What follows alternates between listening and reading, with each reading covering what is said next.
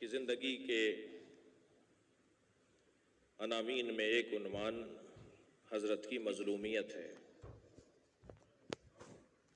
جیسے نبی مکرم کے ساتھ کچھ عورتوں کا تعلق، کچھ زوجاؤں کا تعلق ایسا تھا جو نبی کے لیے تکلیف دہ تھا۔ میں نہیں کہہ رہا، قرآن سورہ تحریم میں 4 آیت ہے جی، ان تظاہر علیہ، اگر تم نے میرے نبی پر چڑھائی کی، میرے نبی پر رعب جمانے کی بات کی نا، تو جان لو ان تتوبا فقد زغت قلوبکما، اگر تم نے ایسا کرنے کے بعد توبہ بھی کر لی تب بھی تمہارے دل ٹیڑھے رہیں گے۔ اور جان لو ان اللہ مولا، اللہ میرے نبی کا مولا ہے، وجبریل وصالح المومنین، مومنین میں جو صالح شخص ہے، سب نے لکھا ہے کہ صالح المومنین سے مراد مولا علی ہیں۔ یہ 2 بیویوں سے اللہ مخاطب ہو رہا ہے سورہ تحریم کے اندر۔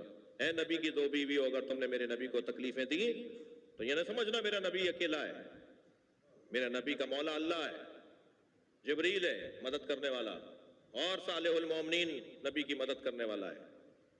تو جیسے سرکار دو جہاں کی زندگی میں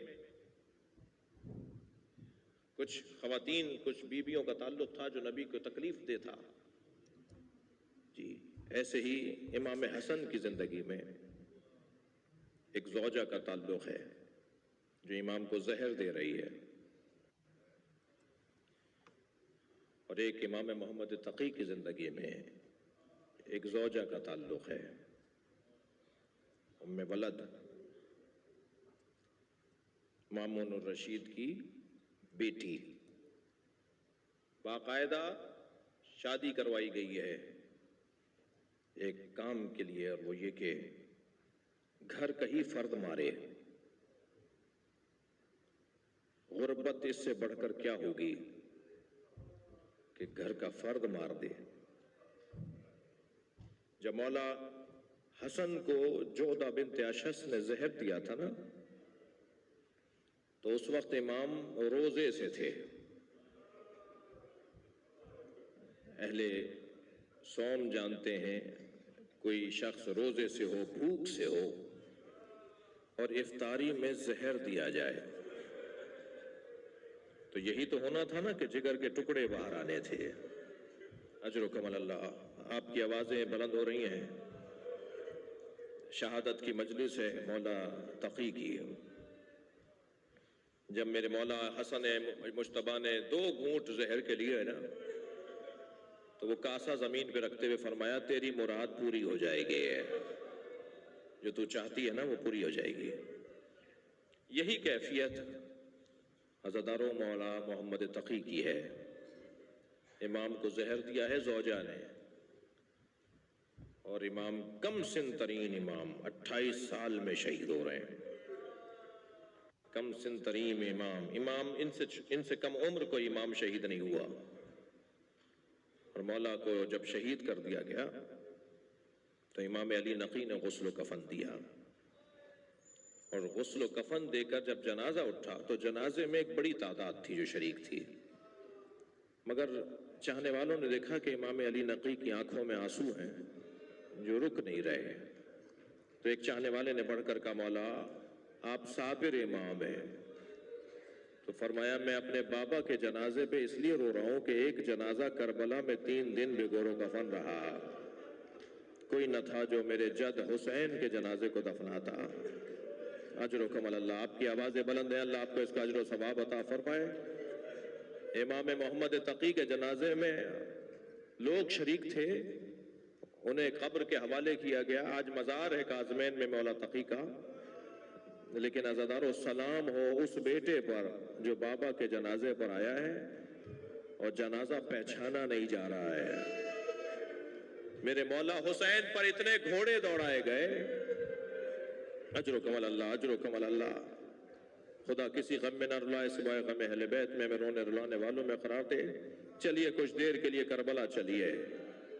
حسین حسین میرے مولا کربلا کے میدان میں جب تنہا رہ گئے نا، اور ہزاروں زخم مولا کے تن مبارک پر لگ چکے، تو مولا حسین سے گھوڑے پر بیٹھا نہیں جا رہا تھا، کبھی دائیں گرتے تھے تو زین کو سنبھل کر زین کو پکڑ کے سنبھلتے تھے، کبھی بائیں گرتے تھے تو زین کو پکڑ کے سنبھل جاتے تھے۔ اس کیفیت میں حسین ابن علی ہیں۔ 6 مہینے کا سفر کرنے والا، 6 مہینے سے سفر پر ایک مسافر ہے جو کوفے کا رہنے والا ہے۔ جب وہ کوفے میں داخل ہوا تو اس نے کیا دیکھا کہ بازار بند ہیں، دکانیں بند ہیں، کوئی مرد نظر نہیں آ رہا۔ سوچنے لگا کوفے والے کہاں چلے گئے، کوئی طاعون آ گیا، کوئی بیماری آ گئی۔ سوچتے ہوئے گھر میں داخل ہوا تو بیٹی نے بڑھ کر استقبال کیا۔ پہلا سوال بیٹی سے کہا، بیٹا یہ کوفے والے کہاں چلے گئے؟ کہا بابا آپ بھی جلدی واپس جائیے، اس لیے کہ قریب ہی ایک بیابان ہے جسے کرب و بلا کہتے ہیں، وہاں ایک باغی نے خروج کیا ہے اور حاکم کا اعلان یہ ہے کہ اگر کوئی اسے مارنے نہ گیا تو اسے گرفتار کر لیا جائے گا، اسے سزا دی جائے گی۔ کہیں بابا مخبری نہ ہو جائے کہ آپ کربلا نہیں گئے باغی کو مارنے۔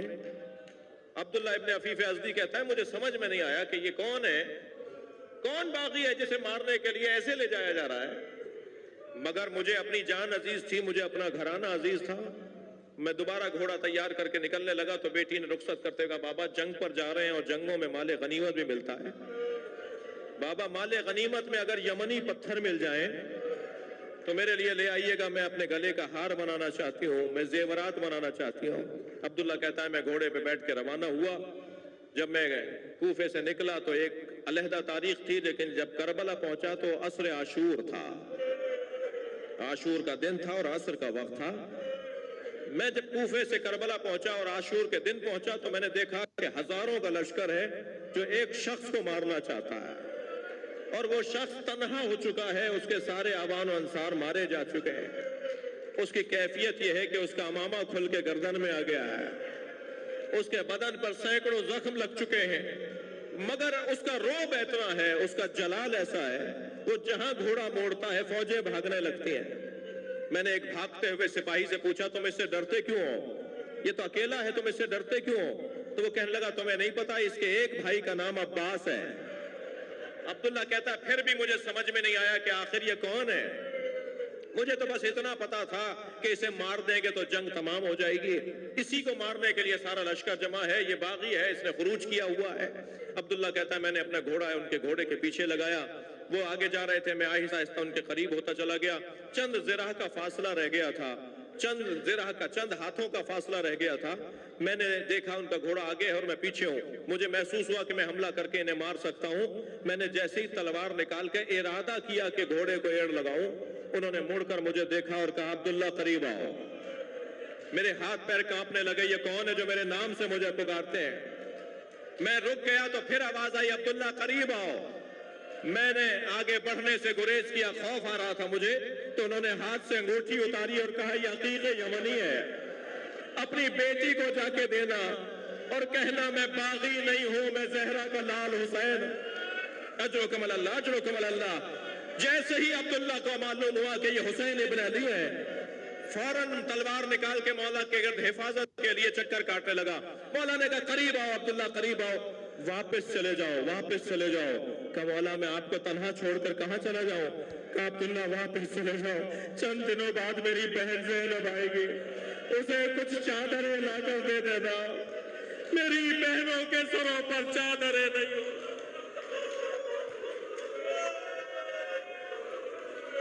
اللہ لعنت اللہ علی قوم الظالمین فسيعلم الذين ظلموا أي منقلب ينقلبون۔